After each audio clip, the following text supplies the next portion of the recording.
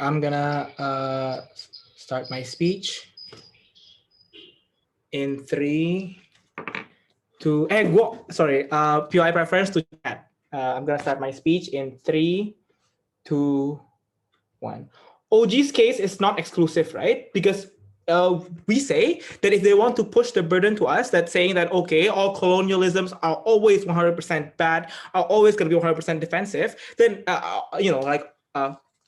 bad, then I think it's also not fair of a burden, right? Because we don't actually push, for example, the burden to OG, talking about how democracy is 100% perfect, how the government, for example, is 100% benevolent. We don't think it's a fair burden, right? Because in the most model democracy, at the end of the day, it's always gonna be without flaw, and therefore it's within the right of these advocates, for example, to choose what kind of values and what kind of parts of the democracy they want to pick, for example, as their model. Similarly, we need to also pick, for example, what we need to have the power to pick what kind of nostalgia, for example, that we're going to pick at the end of the day, right? I think that it's unfair for them to just simply push the idea of all not all colonialists are gonna be inherently harmful. Moving on, right? I'm gonna talk about 3 things in this debate. One, I'm gonna talk to you. I'm gonna give to you a portrayal about how the colonial nostalgia will look like, for example. Secondly, I'm gonna talk to you about why colonial nostalgia is important as a way of relatability, for example, to make the movement more accessible.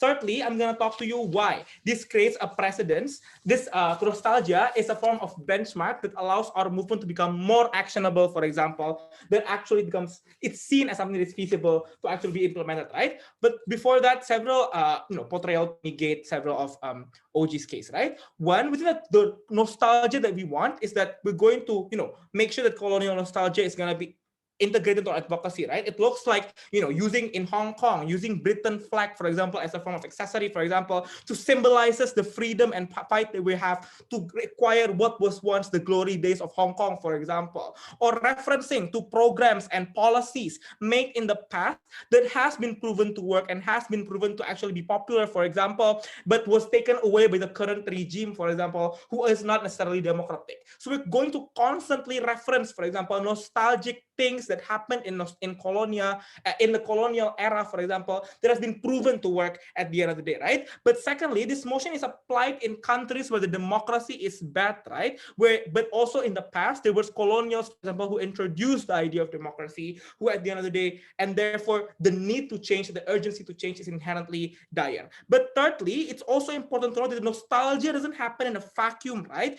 We can take it, we can actually be specific, for example, to what kind of nostalgia is used as a form of campaign, for example, and what kind of nostalgia is bad. Of course, of course, at the end of the day, it's gonna be cherry picked to the idea on which the nostalgia is inherently, going to evoke a sense of relatability and a sense of, glory days that we want to ensure that it's something that's good, right? But moving on.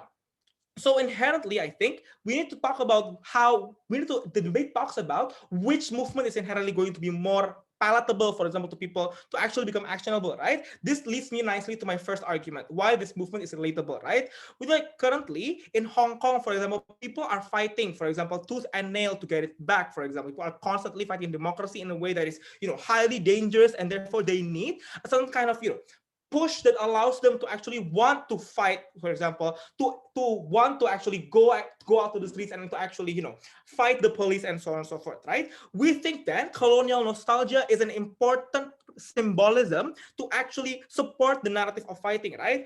Why? Because it is inherently relatable. Two explanations, right? One, it is relatable because it evokes an emotional feeling, right? The idea on which that you put symbolism of British flags, for example, that symbolizes the glory days that you would lose, for example, if you do not fight, pushes people in Hong Kong to actually constantly, try to fight back and try to take what they felt like what is already there, right? It symbolizes it to all people, for example, it symbolizes the days on which they didn't have to think about whether they are able to speak out their mind or not, for example. It symbolizes the years on which they lived under British rule, for example. They do not necessarily have to fight, for example, the bloodshed that happened when Chinese government that comes, for example. But young people, it symbolizes the stories of better treatment that was fed by their parents, for example, beforehand. So the conclusion of this first analysis is that the emotional feeling that is brought by the symbols of these colonials at the end of the day is already enough, for example, to is the necessary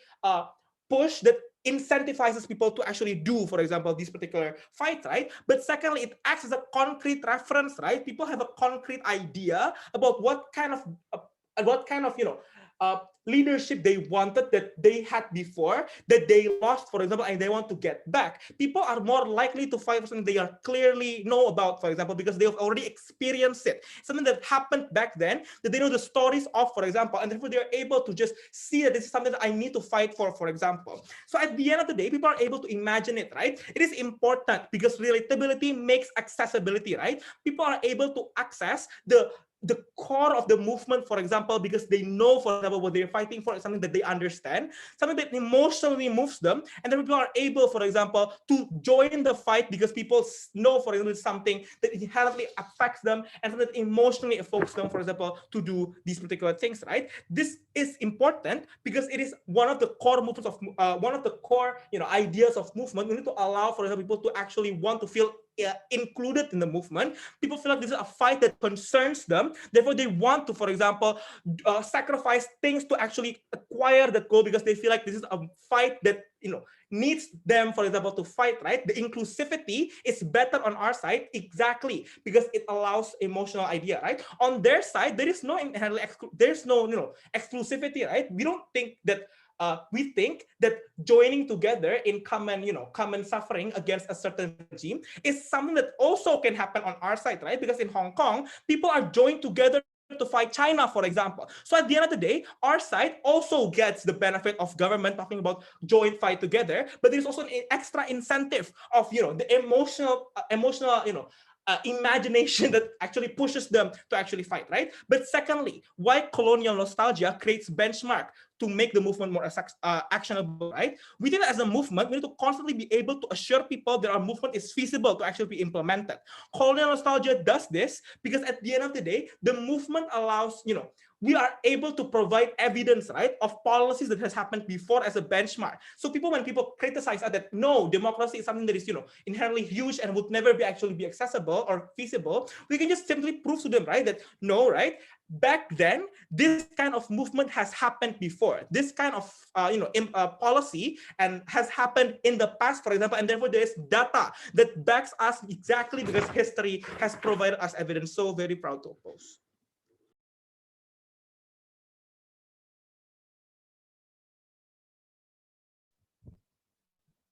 Okay, thank you for the speech. The opposition spends 7 minutes 35 seconds on that. Okay, so to continue this case from the opening government, let's call Deputy Prime Minister. Okay, I'm going to start my speech in 3, 2, 1. It's beyond irony that self-proclaimed pro-democracy movements romanticize colonialism in their advocacy because literally there's nothing democratic about colonialism, even at the best case scenario in which the colonizing countries are benevolent, which have been thoroughly explained by my prime minister, completely disregarded by the leader of opposition, running away by saying that this is not a burden. Our burden is, what we impose is explained that why then, even if the countries are indeed, let's say, benevolent, it will still bring benefits out of the people. I'm going to address to their case one by one, right? We also talk about the narrative that it should have been accentuated more, that is more uniting, that is more communal, talking about communal struggles or grievances of being oppressed by the same single actor. Still, they assume that, the antithesis on their side is then to use colonial nostalgia. So I'm going to respond to that as well later. So several responses to that I cannot integrate to my point when they said that, that we can cherry pick or whatnot. You cannot pick what's good from colonialism because that good comes at the expense of many other aspects. You want to say good infrastructure? That's an expense.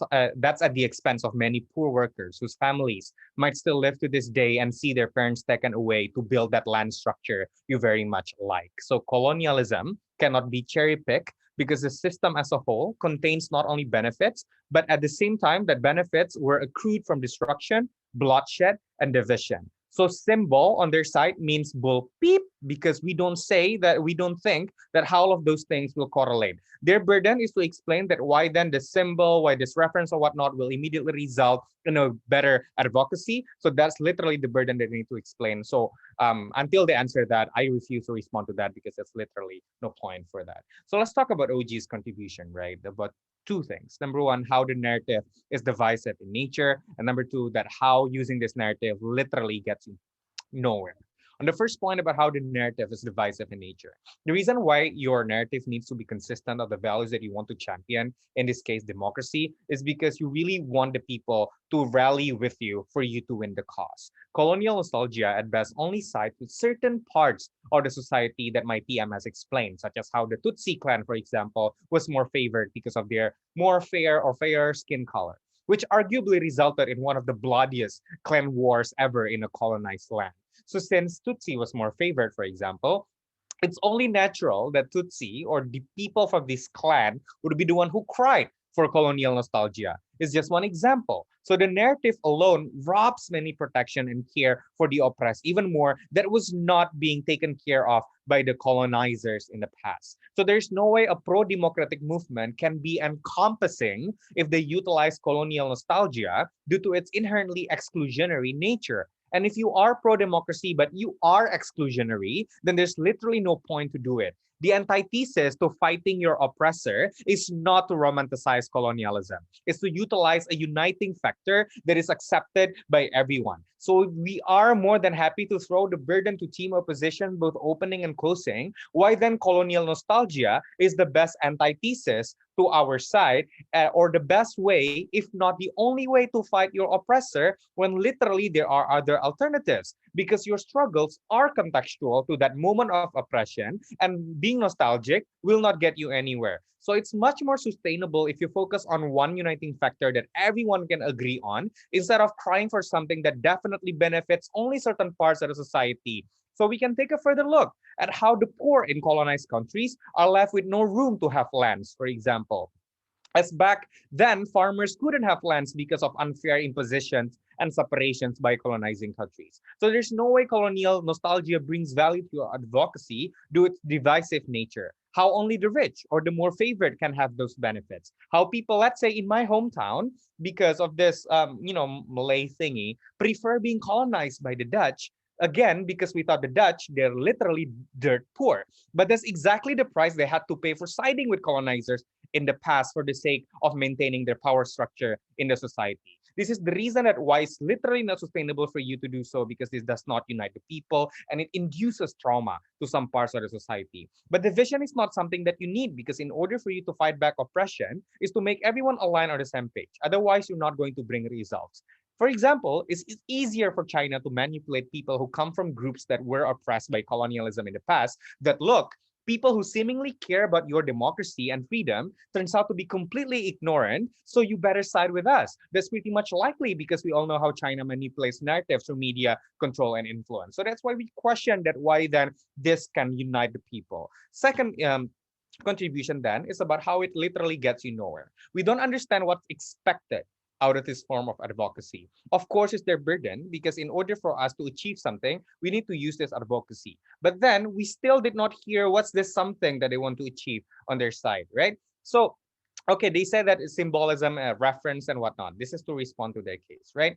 If you said that our case is not exclusive, then your case, unfortunately, honey, is not true. Literally, there are cases that are more, that you can use as a reference for, let's say, achieving the ideal democracy that we want. Probably, I don't know, democratic socialist countries or things like that. So we push the burden to them why it's exclusive from this sense of nostalgia. But moreover, we don't understand that why then being nostalgic about something that happened in the past can help you. Because, for example, you're being nostalgic, swinging those, let's say, UK or British flags, for example, it will also remind you that Boris Johnson is not necessarily a good leader as well, that he deliberately excluded some people within the discussion, for example, about how many people are disenfranchised in the United Kingdom for the moment in time. So we don't understand that why then that reference is exactly important. But most importantly, democracy is for you to decide. Democracy does not have to have case studies or reference, because democracy is important to address certain misgivings or struggles that you face today. So you get to decide what kind of democratic values that you want to champion. So you are not in need of any reference at all. Moreover, if that reference does not literally reflect to the society that you want today. Not only that, colonial nostalgia is no longer contextual because people's struggles are completely then and now. Moreover, you get to decide. So that's why the counter narrative of having more uniting value is much more important on our side. That our goal, for example, is to not let China conquer Hong Kong again, for example, then push for that narrative. You don't have to compare that utopic idea with having, let's say United Kingdom colonizing you again, or talking about the benefits that they get, because eventually it might not be the same. So that's why we don't understand that why it becomes something that we need to do when clearly there are more things that we can do for the antithesis of fighting oppression. So that's why I go with opening government. Thank you for DPM. You spent 7 minutes 18 seconds. Now to close opening debate, let's call Deputy Leader Opposition. 10 years or 20 years ago, US was considered a pinnacle of democracy until it wasn't. After that, France rise as the police of the world, considered as a pinnacle of democracy until it wasn't. Because of Emmanuel Macron, for example. Oh no, yeah. German was then considered as the pinnacle of good social democracy until the recent myriads of corruption cases was found out. So Omar brought an example of Western social democracy. Maybe they are currently the pinnacle of democracy, but only so far until they are no longer a pinnacle anymore. Why? This goes to show that democracy is not important when it is acquired, it is important when it is maintained. And in order for that to be maintained, you have to understand that democracy should not be taken for granted. What we need to do then as democratic movements is to show that democracy is accountable, is balanced, but yet imperfect, so that people would always constantly challenge it so that it reaches the best of its system. The way opening government portrays this debate is saying that all of your problem would be resolved with democracy without any explanation about what democracy will look like. And that is the downfall of democracy that we see today. That's why opening opposition argues that it is better for you to admit that maybe at some point, democracy have certain value that may fail. And it's at some point, you have to concede that maybe certain parts of colonial government or certain part of past government structure might be good, and that is the trade-off that people will be willing to take. In order to do that, democracy must be able to show, ladies and gentlemen, that there needs to be compromise. But in order to do that, you would need to know that that colonial government have certain merits. Chat. So that leads me to my first contribution. My first contribution is, what is democracy that we're willing to portray? As democracy or democratic movement, we don't. It's no longer the case that we portray democracy as a system is good. Democracy is a means to an end, and it is subject to a kind of check and balance. Why is that so? Because portraying the system as being good means that you delude people from understanding that the system can be perfected. This is what causes oppression, for example, in towards Black in America, a democratic country, or oppression in Papua, in Indonesia, a so-called democratic country, because we believe in the system, we believe in a system that was created many years ago, portrayed by the current government as a golden prize, as a reward that you get for defeating oppressors. This is why we told you, we would like to suggest that, to the extent our portrayal about the past government, about past colonial power, might also be affected by how the current government portrays it, because they're the one who control the media. If China, for example, or if Hong Kong is able to say that they are the most perfect system, then it is within arm's reach to assume that they have also exaggerated the negative impact of past colonial government. So please do not simply assume that colonial power is always bad, or is at least that bad. We accept that they may be bad. They are bad. But it is not as bad as how youngsters are forcefully doctrined today. So that's why as democratic government, we need to be smart about this. When we want to portray, we don't portray a system, we portray specific actionable steps on what we want to do and what we want to achieve. That is way more relatable compared to bringing vague values of democracy and vague values of just opposing a colonial power, because Indonesia and Netherlands is a prime example of that. We didn't go very far. So that leads me to my second point, which is, as a movement, what do we need to do to be smart? The biggest challenge towards our movement is that we are progressivists, or those who are very progressive are usually considered as SJW, being vague, idealist, and being nonsensical dreamers. And that does not get us very far, because we are not the one who control the media. We are not the one who control the mass. So the only way we can win in this debate is by showing to the mass that we are specific, that we are actionable, and at the same time relatable. More burden to us, we can see, but that is exactly what happens right now. How do we be specific? Elgart was clear in telling me that we become specific when we can point out exactly what do we want. For example, back in British Kingdom's government, we are allowed certain rights in the government. We are not allowed certain rights. For example, we are promised with this much of economic growth through this economic model, for example, or we are allowed certain policies of development. This is how our budget was allocated back then. There are precedents that you can clearly point out and you can clearly replicate. In comparison, for you to pointing out as an ideal concept of democracy, thinking about the change but not the result, thinking about the ideal but not the realistic. The way we become, why this specific method is important, because you want to convince people, you want to convince politicians, you want to convince other pragmatists about what you want to achieve. And the only way you can do that is by allowing our campaign to be modeled after specific points. Before I continue the POI from CG. Don't you think that we still can compare with other countries that are successful in making these kind of changes, that are also specific, we can also relate to them? Yeah, that is exactly the downfall. We always compare to other country, and then all of those nationalists will say, well, that is other country that is different. You have a lot of counter narrative against that, against comparing yourself against something that is not relatable, because it exists way beyond the oceans. It is a different demography, different culture. It's way harder to prove that the results there can be replicated here.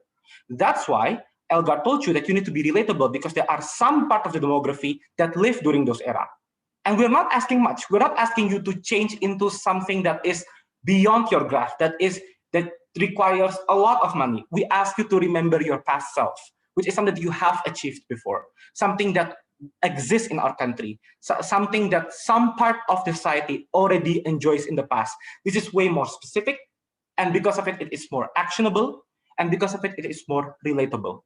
Due to these three methods, it is more likely for you to convince a multitude of demography in the people, whether it is current politicians, whether it is budding politicians, whether it is your average Joe who are youngsters or those who are old. It is more relatable because you can clearly point out at a precedent, that precedent exists in our own border, and that precedents more likely can be replicated compared to you saying that we have to be like America. That does not work, that has never worked, and right now it will never work. So with that in mind, is it important for us to think about whether or not the previous past regime was illegitimately acquired, like what Uji said? We think not, because our current democracy and most democracy was illegitimately acquired in the eyes of the oppressors. Most changes in the system was acquired illegitimately, and that is its biggest downfall, because you violate the law. The only way you can solve it is by showing that we compare it to something better, and we are smart about it, and we show that it might not be perfect. We oppose. Okay, thank you for the speech. Deputy Leader Opposition spent 7 minutes and 40 seconds. So to open the closing debate, let's call member of government. 3, 2, 1. Ladies and gentlemen, I think that opening opposition is not charitable in their strategy to champion this debate, right?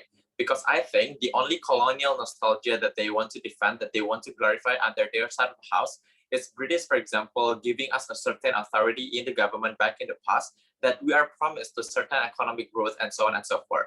I mean, this is not something that we oppose, because the authority in the government and the economic welfare, for example, is within the interest of the pro-democracy movement as well. But I think opposition can only win this debate if they are able to take the bold stance, saying that they are not only defending the beautiful story of this particular pro-democracy, this particular pro-colonialism, like for example, but also they need to defend the other side of the story regarding about colonialism, right? Because I think nitpicking this narrative, for example, is just not charitable to begin with. And I don't necessarily see that why we are pushed as the government to, for example, oppose the idea that what they are doing back in the past is inherently good. That is something that we do not oppose as well. But I think in closing government, what we are trying to do to you is to tell you why that this is not an inherently a right momentum to utilize this colonial nostalgia as a part of our advocacy as a pro-democracy movement. So first of all, as a closing government, I'm trying very hard to distinct from opening government, is that what you need to understand is the characterization of this pro-democracy movement. What are they fighting for? What do they want is to make the oppressive regime, for example, to implement a more democratic approach and ruling the country. Many youths in Hong Kong, for example, is protesting about many things, but some others are regarding the extradition law amendment bill, as they do not want the people of Hong Kong, for example, to be subject of the legal system of the mainland of China, right? And they are protesting about the oppressive regime that literally controls the media and allow the police brutality and so on and so forth. We know it might be hard to finally make our government for wanting to listen to us.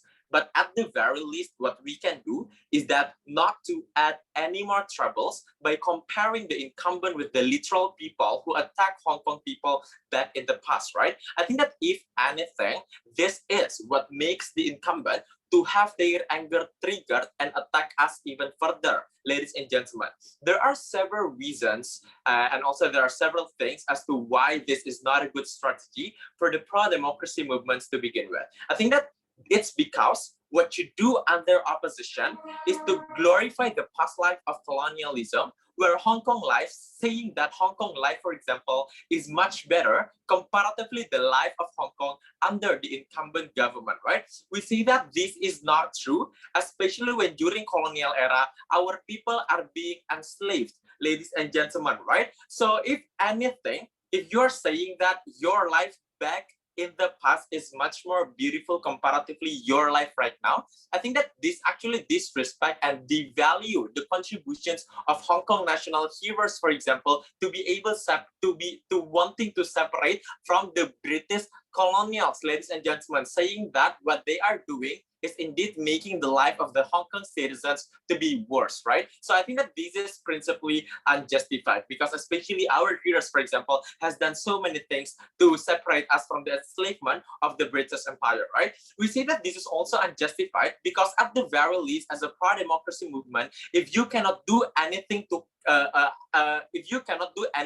cater to these people who are currently dying. Sorry. We say the reason why some people, for example, would like to disassociate yourself, because I think that team opening government never creates manifestation of harms to you. We say that the reason why some people would disassociate yourself, because some people during the British colonials, for example, are people are oppressed, and they might not necessarily move on with the pain and the struggles that lingers in their memory, ladies and gentlemen, right? I think that these people might not necessarily move on because they are the one who directly experienced by the British slavery in the past. And I think that this is also the demographic population of characterization that agreed by opening opposition, that there are still some people, for example, who are currently living but still experience the British slavery back in the past, or it's because their grandfather, who they love very dearly, is dead in the hand of this British colonialization, right? We see that this is unjustified. At least as a pro-democracy movement, if you cannot do anything to cater to these people, at least what you can do is to validate their feelings that back in the past, this is something that has happened, and that is not something beautiful to celebrate, right? I think that is true. Because I think what is going to be better under our side of the house, saying that what happened in the past is indeed evil and vile, and this is the reason why we are going to validate their feelings, to validate their emotions as to what they felt is indeed valid. That's what's happening in the past is indeed cruel, that their grandfather is dead because of the cruelty of the British colonialization. I think that this is what empowers us as a movement, the validity of feelings and emotions. Because when opening opposition saying that it's necessary, this romanticization of colonialism is necessary because of relatability, I think that that's not necessary, because them being communally oppressed by the oppressive regime in the current status quo is enough to make them to have the sense of relatability, ladies and gentlemen, because they know how unfavorable this current oppressive regime is, right? I think that this is what empowers us as a movement, the validity of feelings and emotions, because the reason why certain movement, for example, certain movement is able to operate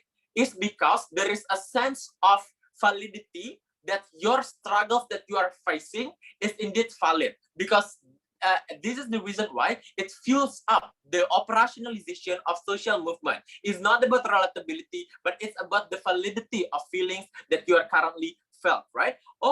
You do not have to play with someone's emotion for the benefit of your movement, right? Because it will come at the cost of some people might disassociate themselves with you. Their benefit is highly contingent on the assumption is that when we trigger their emotions, people will finally join hand. When we trigger their trauma, people will finally join hand. But I think that some people do not have the capacity to run away from what traumatized them, right? If anything, they will disassociate they will disassociate yourself from yourself even more, because you currently operationalize your movement based on uplifting this traumatizing story that traumatized their memory at the end of the day, right? I think that this is inherently how the mechanization of harms exists under opposition, very Protestant in CG. Okay, thank you for the speech. Member of government spent 7 minutes and 36 seconds. Now let's call member opposition. Time is yours.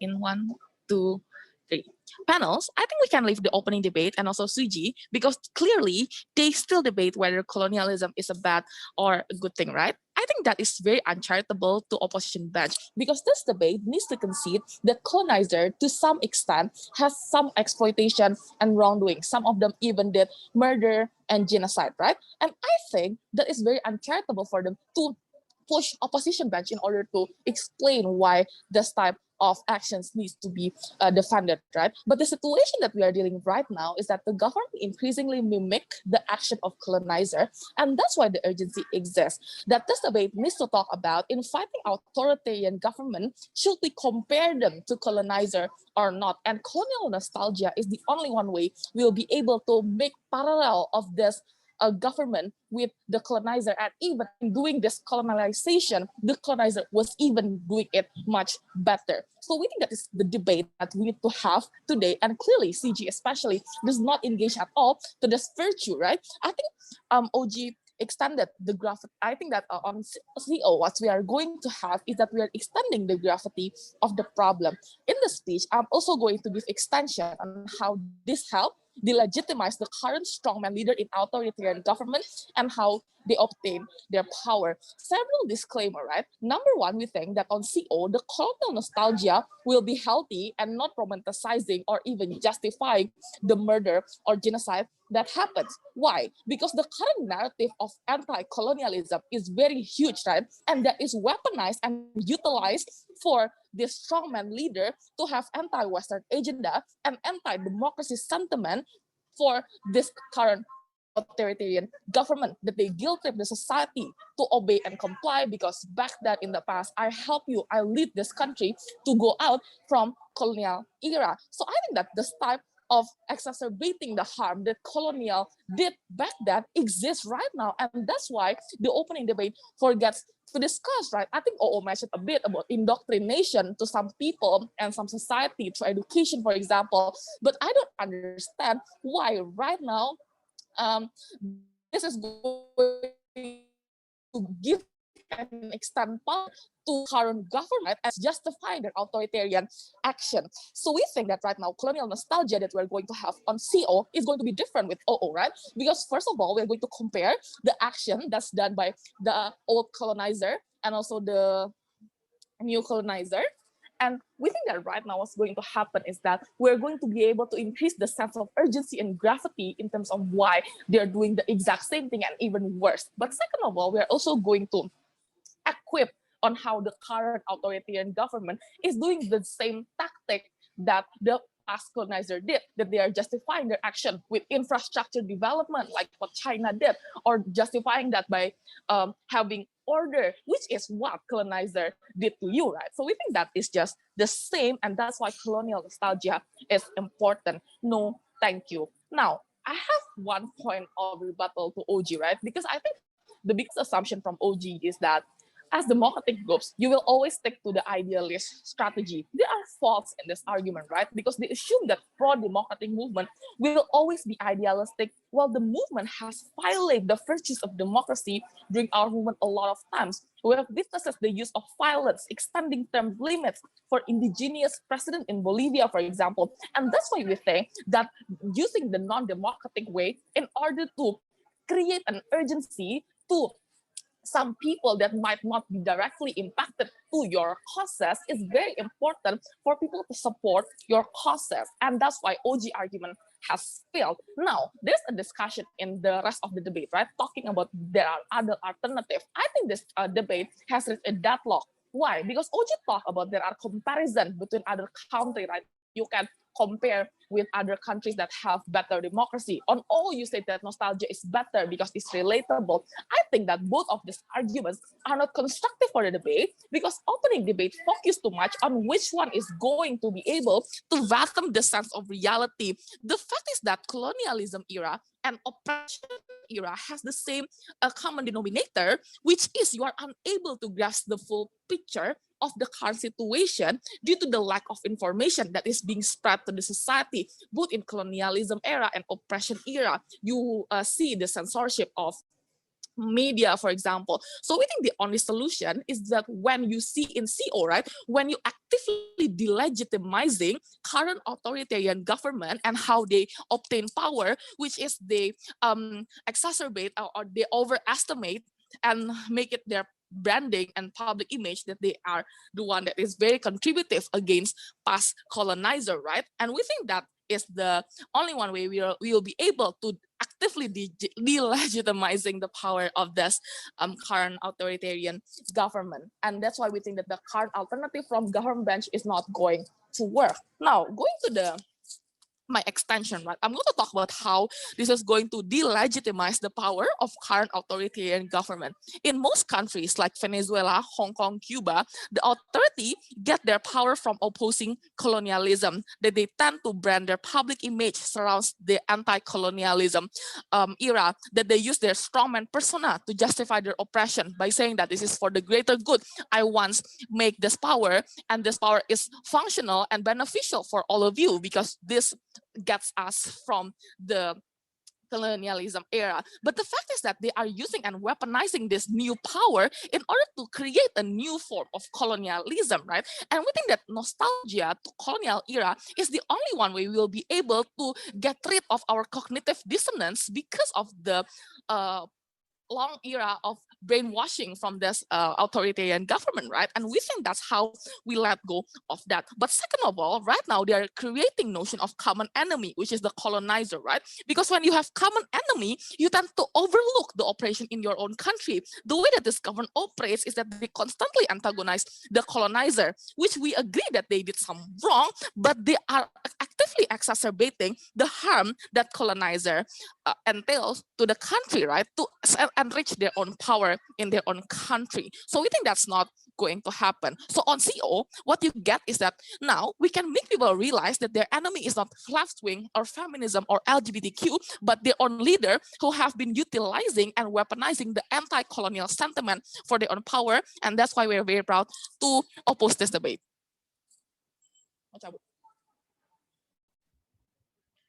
Okay, member of opposition spent 7 minutes and 11 seconds. Now let's call government babe.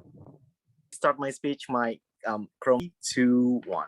We will offer opening opposition because opening opposition's entire argumentations are simply immoral, right? Because they want to make every human suffering, those that are becoming the victim of these colonializers, as a mean to an end. They make their grievances to simply become a means to achieve this common goal that they truly deserve. I do not think that this is moral because we are assuming and imposing our high moral ground on what they actually wanted. Because I think that the inherent idea of a social movement, as exactly mentioned by my member, is not only to create changes, because sometimes people already understand that these changes will never occur. What they want, and in fact most of the people want, is that for them to have a proper, for them to be feel like a proper human being that has an environment that actually protect them and actually validates their own grievances, to have a space, a safe space in which that they can express and they can feel like they are a proper human being without being this kind of discriminated, right? This is what you're going to destroy in the world of opposition, because in their side, you're going to trigger all of this trauma that people actually felt because they're becoming the victims, especially when they want to assume all of this relatability stuff, right? But I'm going to prove to you later why this relatability is actually not relevant. But we also prevail over the opening government, because opening government only tells you why it is actually immoral, because some people are harmed by the colony. But we take it and extend it even further by saying what the purpose of the social movement in the very first place is, to provide you an actual safe space to make sure that your feeling and grievances actually matters and it is being heard. I do not understand why closing opposition simply dismiss current the entire framing, but I'm going to address that cases later. But now let's just deal with the opening opposition first. Opening oppositions cannot be dissipate because they simply cannot assume that only colonial nostalgia will block this kind of relatability, especially when they never explain to you any comparative panel. Very not charitable, but assuming their own characteristic. I'm going to be very charitable. These, in fact, cannot achieve their own benefit because no, the most important context and the most important actors in the current status quo that we need to actually understand in this debate is that the one who actually become the main constituents in pro-democracy movement in Hong Kong, or in fact, in vast majority of this, in vast majority of pro-democracy protests is actually the youth, right? This youth in particular do not and never actually felt how good it is to be actually governed by the United Kingdom, their previous colonializers. Most of these youth are in fact born after the Hong Kong was granted and given back to China in 1997, or they are still thinking like a cute cult like Jerry on TikTok, right? They cannot actually comprehend what actually happens back when they are still young. This means that their relatability in the opposition side cannot actually be felt by the most important actors, the youth that triggers this kind of movement. This also same in the case of Myanmar, in which that this Hong Kong and Harry Potter stuff is also conducted by the youth, right? I do not necessarily see why these youth are suddenly going to understand this nuance of relatability in their side. At best, let's take them at their past. I think that at best, it is only relatable towards the old people, right? Which currently also prove to you that it will not, because they are the main victims toward this. This is relevant because we engage with both of the opening debate characterizations that Colonial actually brought actual grievances towards them. Now, this is why the trauma that they had been granted should never be left out and they should be actually be granted, right? But assuming that this is not the case, assuming that you do not believe everything that I say up until now, I do not think that these old people is actually relatable, even by assuming the opposition best case, right? Because they want to create an actual changes, right? Then these particular old people never want to sacrifice themselves to fight with our pro-democracy movement in the very first place. First, because they are working for the government. They know how hard it is to have a job and have a sustainable income. They do not want to risk their own entire income to just simply partake into this kind of movement and suddenly their job are lost. But second, they refuses to step out of their comfort zone where they are safe and fairly happy. This means that these old people that are able to relate to this feeling are not going to move at all in their separate house, right? They never explain to you the comparative. I think it's unfair. I think I proved to you why this is actually matters, because these kind of people are not going to move in the very first place, even in the current status quo, when you trigger a lot of narrative, right? But now, second point, wait, I completely agree with what Kaldi stated, right? That democracy needs a check and balance where people will always criticize it so that it can actually reach better forms. I think that this is ideal. But panel, remember that they never explain to you any comparative as well. We completely agree that we need to compare it with a success story. but clearly not with the colonializers, but simply a prevailing democracy in the current status quo. At best, Kaaldi only mentioned to you that we cannot relate the other country because simply they are too far away and we can relatable to them. But I refuse to accept this premise because I argue that in fact, those countries such as USA, France, Germany is far more relatable towards us, especially when we're living in the modern status quo. I think that we still can cherry pick what forms of rights that can actually bring us through freedom. But second, the ability for them to communicate with other people or current youth thousands of miles away through internet, when they're reading the news on what actually happened in such country, your feelings are invoked because you are feeling like they are the same human being as yours, that they are also a human being that is actually alive, that is actually relevant in the current status quo. This is why you sympathize with the murder of George Floyd, regardless of how many thousand miles that is far away, because they're an actual human being that has been deprived of their life in front of your eyes. But before that, I'm going to take opening opposition. Closing. Sure. Let's address about how the closing opposition broke into this debate, right? They want to explain to you that this will in fact delegitimize how this kind of government, the current oppressive government, are going to get the power. The problem that I do not see and I do not understand from their case is that why it is actually relevant in the current status quo. Because I think that the important context that you actually need to take care of, panel, is that in vast majority of this pro-democracy protest is that they already aware that exists an oppressive government that they actually must fight about. They do not. I think that this context inherently mitigate most of the ideas that they brought that we need to actually make them more aware, right? Because in the current status quo, they are already aware that this kind of government is actually sucks, that we need to actually fight them because we want to fight for a democracy. Because this means that their entire argumentations of them trying to getting rid of this cognitive dissonance from the authoritarian regime, making them aware is actually not relevant because they are already aware in the very first place, right? This is why I think that this is why the closing government will actually win this debate, right? Because I think that the closing government contributions actually matters because what we actually wanted is irrespective of this movement actually succeed or not. What is certain is actually when we are allowing the social movement to actually accommodate these kind of grievances from people that are becoming the victims of this trauma that has been established by this particular colonialisms. If you wish for a world where social movement are a safe space for you, vote for closing government. Very proud to speak with a lot of this. Thank you for the speech. Government debate spent 7 minutes and 16 seconds. Now to close this debate, let's call opposition people. My speech in 3, 2, 1. I think it's a bad idea for government whip to only engage with our case at the end of a speech, right? Because the important part of context that comes from our member speech is regarding how there's an overwhelming attempt to glorify the current existing authoritarian leaders. When he tried to rebut, for example, CO's case with a simple reasoning of all people already know that the current government is obviously bad, that's super assumptive. Even in countries that are facing such democratic turmoil, such as Hong Kong and all these other African nations, there will still be a certain level of people with colonial nostalgia. There's still a level of people who still think that it's good. Why is that big? Why is that so? Why does that exist? That's because we're the team that contextualizes to you that this current glorification exists, and there needs a certain level of check and balance. We need to prove them wrong, and we need to delegitimize all these claims coming from them, right? This is why we're the team that can ensure that people are, for example, learning about how, for example, the current democracy might not be perfect. The current democracy might have its mistake and try to take the authoritarian leaders' words with a grain of salt, right? But moving on, I'm going to compare why we're going to place above each respective teams. But before that, let me list some of the contributions that you must take into consideration and you can't discount from us. First of all, we're a team that's able to, for example, at the end of the day, mechanize and crystallize the benefits coming from us, talking about how our explanation isn't as big as convincing more people. We're the team that explains to you how we're going to go against the direct glorification coming from authoritarian leaders, talking about how it's very necessary to prove them wrong and how we take down their fake rivalry, their making up of a grand enemy that doesn't necessarily exist, like them, for example, weaponizing past colonialism as something that legitimizes all their actions, makes everything seem right, right? I think that's the benefit that you can't take away from us. We're the team that prove to you why we're able to achieve that benefit at the end of the day. But moving on, why we are going to place above OG, right? They essentially have 3 points of arguments. First of all, regarding how they want to align properly with other democratic values. That's why they need to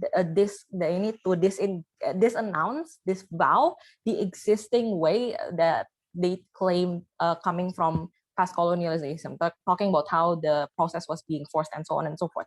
But the question that we want to pose is that whether or not people care about the current process. We think that in the current status quo, people are not going to romanticize, people are not going to be that stupid and talk about the part that make them suffer the most, right? We think that they're going to take the better parts, for example, better policies that existed back then. They're going to talk about how, for example, there was unity between indigenous communities that allows them to push for certain policies to the government, and talking about how, for example, for the governments to curry favor, they're going to want to concede to a certain extent, they're going to want to listen to the people following certain momentums and so on and so forth, right? So we think that what this argument doesn't stand reason is that necessarily it fails to recognize the factor that criticism in the current government, it's going to serve as criticism towards the current government that has overwhelming glorification, right? When we talking about how there's an improper assessment of the existing government as if they're the pinnacle of democracy, as if they're doing everything right, then most likely the threat is, rather than like glorifying the past ones, is the failure to recognize that even the current government is not aligning with democratic values, right? This is where we're different, because we're the team,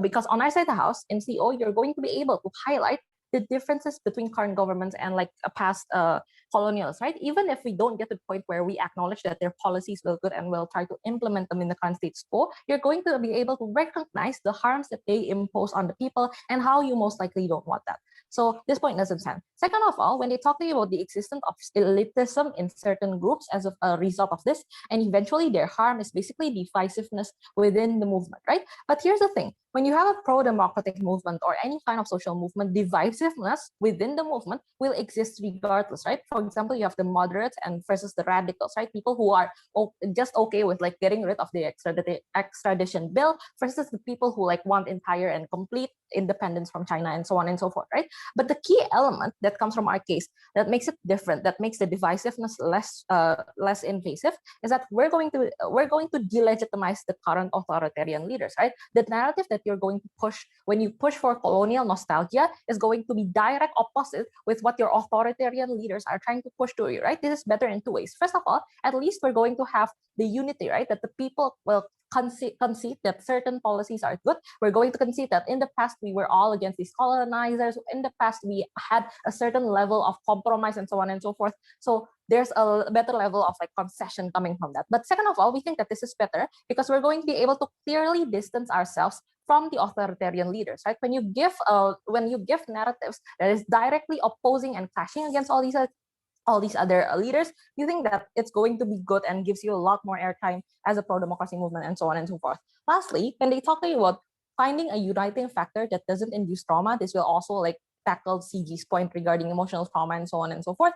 We think that the comparative, when you're trying to push for pro-democracy in nations like Taiwan, in nations like Hong Kong and so on and so forth in the current status quo, is that you're also going to focus on people's emotional turmoil. You're also going to focus on trauma. The difference is that the victims are very current. The victims are someone who just lost their siblings much recently, right? So we think that in comparison, there will still be a level of trauma that is addressed by these social movements regardless, right? But the difference is that it's much better on our side of the house because at least we're not utilizing the existing current victims, right? Talking about how they have a lot of, for example, pictures, they have like the direct victims and so on and so forth. To exacerbate the gravity of the situation, they're going to be as invasive as possible, possibly not asking for their consent and so on and so forth, right? At this point, we think that it's much better if you use past victims because probably one, they've already received all this kind of like therapy and so on and so forth. But second of all, at this point in time, we can objectively assess, right? All these people are, for example, already done with it. That's why most of the people with colonial nostalgia in the current status quo is boomers, right? Because these people already see that the situation in the current status quo is that severe, it's that bad. They would rather go back to that time than stay in the current status quo, right? So we think that in the current status quo, like compromising and talking to the victims is much better. So we're going to place above all Second of all, about CG, right? Like another point that they try to bring to make their case stand is about how it's unjust and they want to provide people with a safe space. I don't think this stands, right? Because when you're fighting for a democracy, you're going to be unsafe regardless, right? Tension will always exist between you and the authoritarian leaders and so on and so forth. So the debate should lie in what's the best way to achieve it, right? We think that safe space is much better provided on the side of the house, where we provide people with a level of like objective assessment and a direct way to oppose the authoritarian leaders within that nation. Proud to oppose.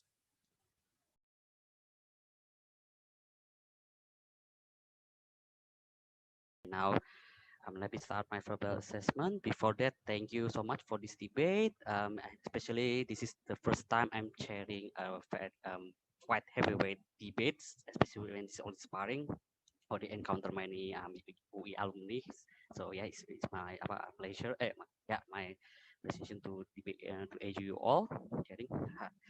Okay, I will directly go to my decision because I think from the point of overview, all this debate already tackled many basic question that should be supposed to say about what is the characteristic of pro-democracy activists, what is the colonial nostalgia in this debate, how the narrative is supposed to be, what the activists should take from this nostalgia and so on is already basic thing, and I don't think this debate lacking of any uh, basic things in this debate. Although, yeah, I find that some debates, especially for the opposition side and sometimes the government side, is quite a little bit difficult to assess because sometimes this motion sounds like one-sided. On the other hand, I find this the one outside not quite enough to say to strategically position themselves as also acceptable uh, acceptable debate debate but speakers in this context motions. Okay, so directly go to my decisions. So from the fourth, I will give fourth position to opening opposition, third position to closing opposition, second position to closing government, and first trying to opening government. So I will explain my decision based on the timeline of this debate. So what happened in the opening, and then the closing, and also the comparison with the opening and closing. So let's talk about the OG now first. So what I get from the OG is basically talking about there's a principle of pro-democracy activists, which is they talking about the idea that pro-democracy favoring fair elections and also fair election in its political system, and how the colonialist narrative have inherent anti-democratic narrative. For example, they against fair election. They more likely want to claim arbitrarily about the authority, and also about the history of choosing exploiting tension or that happening in the society that are to use to to fight the fair democracy that should supposed to be established, and also how the colonialists always use this activism politics such as prefer one ethnic, one group, and so on. And also and then the OG talking about that this democracy ideology need the pro-democracy need to build to uniting narrative against the regime that obviously authoritarian and also not pro-democratic. And also why the colonial nostalgia isn't visible, because how the symbol should happen, how the narrative should happen, it will be not happen because the consistency of the voice of this pro-democracy would not be happening, and that's why the uniting would happen. We should not use this nostalgia. And then the opening option broke also interesting points such as um, there's the democracy that we're living right now is flawed system, is not complete, and therefore and not all that pro activists need a relatable narrative that can invoke emotions that we can be invoke emotion that, and then the colonialist nostalgia can also provoking emotion that can give incentive people to act, incentive people to fight, because that's what happened in the past. And also not only that, there's also a requirement for visible advocacy and policy that we propose by the pro-democrat activists. And also not only that, democracy right now need to be challenged according to opening opposition, that we should not only romanticize the idea of democracy, we also should use the colonialist history for us to engage critically to the existing democracy. So I have to compare which one of meaning in the OG of SO. So the way I compare is what OG broke and also OO broke. What opening opposition broke about the idea that we should also engage with the existing democracy that also very flawed. The, the main argument of open opposition can only win when they can explain how the interests of the pro-democratic activists can be aligned with the ideology of the colonists, the interests of the why their interests, and then also the requirement for us to engage critically about the idea of democracy can align with by also using a colonialist nostalgia, because most of the OG I very clearly explained with the characterizations of what we actually need. What the pro-democratic activists need. They need a fair demand. They want a fair demand. They also want to make sure that everyone accountable in the transparency and so on. So the problem with the opening opposition is, of course, although the main premise is true that we should also engage with the idea of democracy that existing right now, but they never explain why by engaging to the colonist nostalgia we can gather what actually really need by the pro-democratic activists, because exactly when the opposite government saying, but yeah, that but previously there is the political study used by the colonists, such as selecting another ethnicity, select and then using this to make attention and to the society. Then why this history can be used also for the problem is to still advocate their own narrative and their own messages. The only get is simply because it's flawed. It can only evoking emotion, but why invoking emotion through colonists? That it can also align with the interests of and the problem is I still don't get it, and especially when the deputy prime minister is already speaking out there, the symbol is not even explained yet by the opposition. Why by waving U.S. flag is asked what the message will be. It will be evoking how it will be happening is simply by taking for granted that it can make people want to act, want to fight, want to seeking another past glorious, but never explain why it will be aligned with the interest of the program. Basically said why program activities interest and also goal will be aligned by taking what they call colonialist nostalgic strategy, especially when already the open government already very enough to explain the inherent characterization of the democracy. Okay? Inherent colonialist history that is most likely anti-democracy. So therefore, I find the tipping point in this tipping point OG winning is happening. Now let's compare the closing, but closing government versus closing opposition is here. Basically, closing government is more extensive of characterization of the significant actor, which is an activist or any affected actor, such as people who living in the colonist era, if I'm not mistaken to her.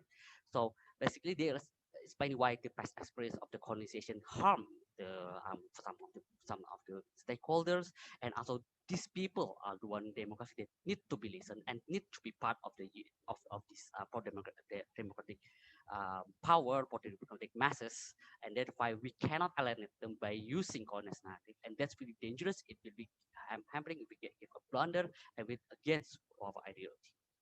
While CO, with the striking stances, saying that no, we're not following what happening in the opening and so on, we actually against romanticization of soccer, colonialist nostalgia. Instead, we want to use this to delegitimize oppressive regime in the recent times, which is people want to delegitimize their points because they overwhelmingly use the narrative of anti-colonialist, anti-Western to advance their power, and also we want to instead want to showing that they what they are actually showing is not happening. They're actually not the democracy they're supposed to be. We should attacking their consistency. We should attacking their policy. They're saying anti-colonialism while they actually also not democracy. And also, there's also some explanation such as it also can get hand to hand with solution with what the government proposed, such as it's also can invoke unity, it's also can invoke action, it's also become a very narrative strategy against an authoritarian regime, which is very acceptable practices. So how do I compare it with the CG versus CO and also the opening? Let's talk about CO first, which is I believe I can count CO premises and main premises, but the idea that we can use the colonist nostalgia as the weapon to attack, to fight against authoritarian regime, which is unacceptable because I find indeed the checking point of the opening opposition is exists because of their own why they by using the colonial nostalgia it became offense position. This is something they never answer and why they cannot be more than opening government and instead causing opposition with this preference, showing that actually using this narrative can advance what for democracy want because when showing that this use nationalism can delegitimize them because what we are actually advance is want to show how bad and how ironic and how paradox the or authoritarian regime is saying that they are anti-colonialist but actually also not democratic to their own.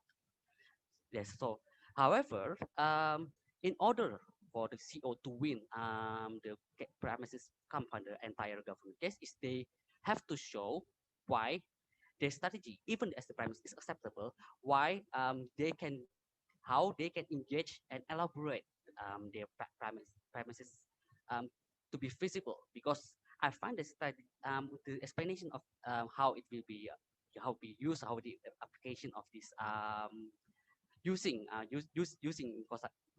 colonial nostalgia to fight against authoritarian is still shaky. It's still not clear, not detailed enough, such as who actually will advocate this. Maybe yes, activists basically, but how it will be advocate, how the logic will be work. Yes, I already clear that they're saying, but it will be saying that the I don't need saying that they're not to be, they're saying that they're not transparent and so on, but it's still taken for granted. Never explain how the logic will be happening and how it actually will be aligned with the entire argument of the government saying about unity, how this will be uniting. Yes, we can take it for granted it will be united because yes, we talking about previously these people also hate colonists, but to engage with the entire argument by the opposite opening and closing government, such talking about the idea of people who also have past trauma and also have past trauma with the colonialists and so on, how it will be applied in never explained.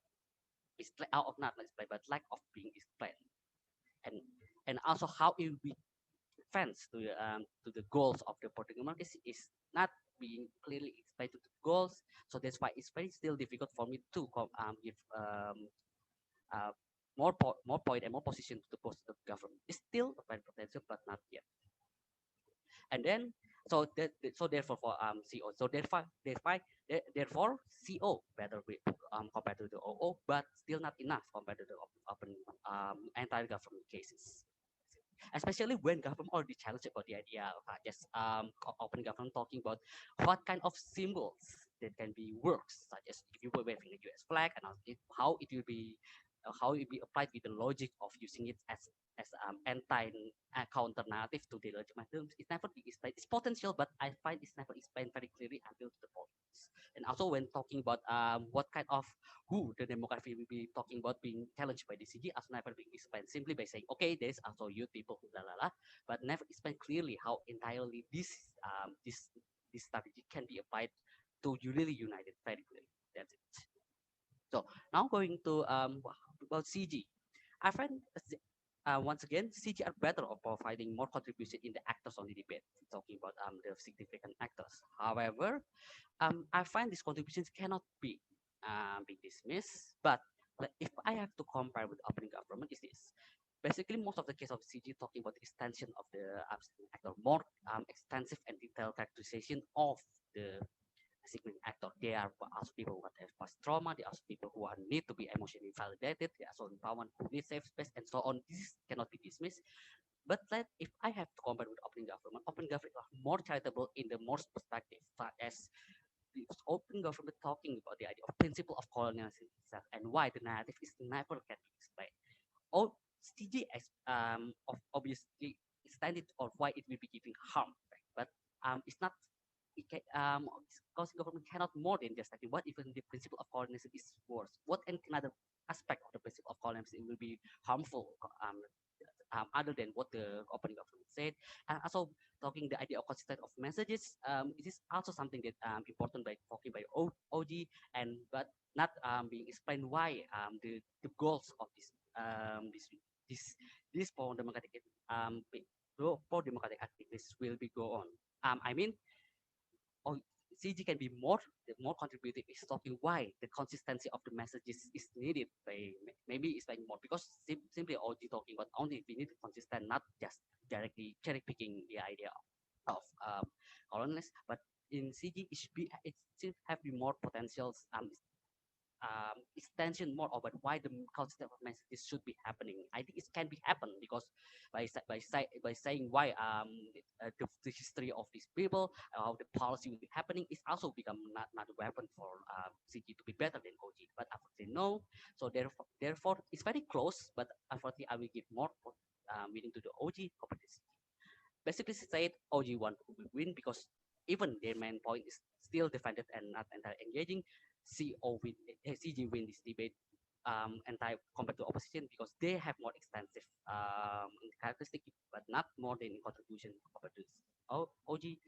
Entire case of the opposition have difficulty to engage, especially for the opening opposition to proving why foreign history can be aligned with the interest of the foreign activists, while causing opposition winning this debate, winning compared to the opening opposition simply because they have more clear in framing of the interest of the foreign activists. So therefore, my decision. Thank you for this debate. This is a very very enlightening debate and so on. If you want any engagement, just go to the WhatsApp for conductive. No scoring, yeah, because I don't give scoring. Yeah, I will give you scoring about in the feedback. Okay. I guess so. Therefore, thank you so much for everyone. Thank you and good luck for the next session.